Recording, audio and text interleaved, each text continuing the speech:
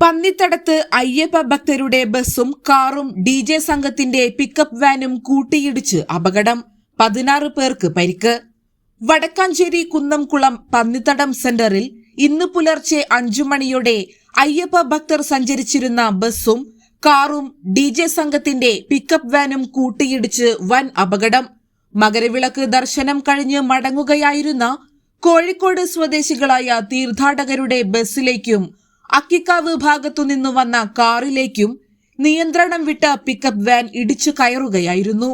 പാവറട്ടിയിൽ പരിപാടി കഴിഞ്ഞ് മടങ്ങുകയായിരുന്ന പാലക്കാട് നെന്മാറ സ്വദേശികളായ DJ സംഘത്തിന്റെ പിക്കപ്പ് വാനാണ് അപകടമുണ്ടാക്കിയത്.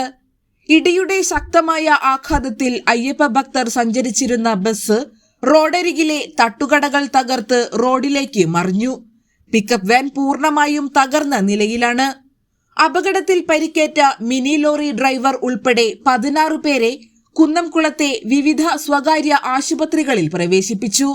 ആരുടെയും പരിക്ക് ഗുരുതരമല്ലെന്നാണ് ലഭ്യമായ വിവരം. യൂത്ത് വോയ്സ് അൽ അമീൻ ആംബുലൻസ് പ്രവർത്തകരും പോലീസും അഗ്നിരക്ഷാസേനയും സ്ഥലത്തെത്തിയാണ് രക്ഷാപ്രവർത്തനം നടത്തിയത്.